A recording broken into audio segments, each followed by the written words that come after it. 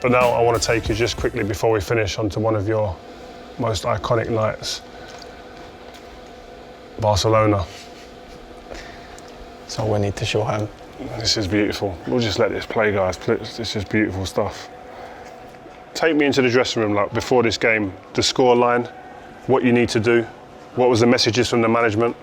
I've never been in a changing room like that. The way everyone was so focused, and it's easy to say now because we won 4-0 and everything, but genuinely in that changing room we believed something special was going to happen. The noise, you seen the lads, the way they were looking, obviously we'd lost Mo and Bobby and everything that went along with it, but everything was going against you before that game, do you know what I mean? And you know, that was in that changing room before we genuinely believed we could do something special, and you know, luckily it proved that way.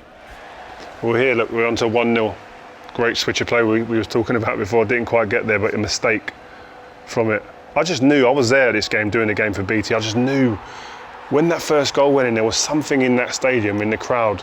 We even see it, I mean, we're still 2 goals down at this point, and you see the way the crowd celebrated that goal. That's, you know, that gave us everything that we needed for that. You know, we already had everything, but I think after that goal went in early doors, it was, okay, we're not going to let this down. Well, what was this? The world's greatest, one of the world's greatest players, if not the, ruffling his feathers or his hair. Was that intentional? Was that something you wanted to get at him? He's the best player on their team. You want to get to him? Is that what you was? It wasn't intentional in terms of, you know, you look at it before the game, but you know, if it had any sort of effect on the game, then you know, that's what it is. But you know, I do regret probably doing that to the best player to ever play the game. But you know, on that day, like I said, that was probably part and parcel of the changing room. We were that determined that you know, nothing was getting in our way. Trent, just here again, I've got to bring that back. Sorry, like. Again, we talk about seeing things. Please don't. Did you see that? Please, you've got. Hold on. Can I just 1, 2, 3 players in the way here, maybe 4. I think he was aiming for Sadio. Definitely, I'm sure. I haven't was meant this that. meant? Was this meant? Sorry. I haven't meant was this that. meant? No, I haven't meant that. It takes a deflection. Is that an area? It takes a deflection. If you look closely, it takes a deflection there. Yeah. And just puts it in Ginny's path, but I'll claim it. Of course you will, yeah. Quickly, 3-0 we got here as well.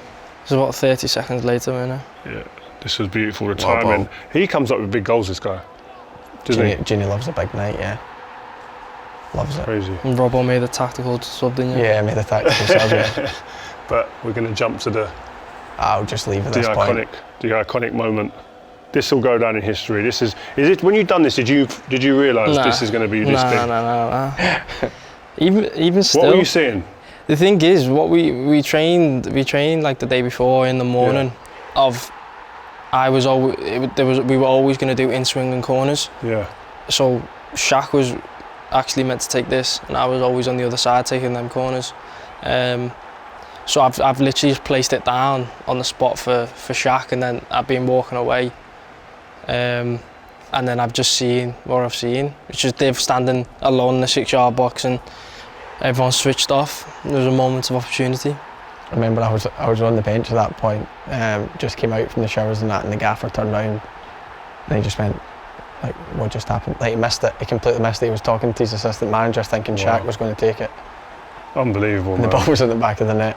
There's no one looking at all. All their backs are away. I mean, you look at that there, it's actually criminal. If that's your team, it's criminal. In a Champions League semi-final, that shouldn't be happening. No, look at the shirt numbers. You shouldn't be seeing shirt numbers in a corner like that. No. If you're taking the corner, that's like, it's criminal to be able to see the shirt numbers, and that's what happened. I mean, it was to be honest, for Div to be able to turn and see it, because I didn't give him a shout or anything, for him to turn and see it coming and adapt so quick.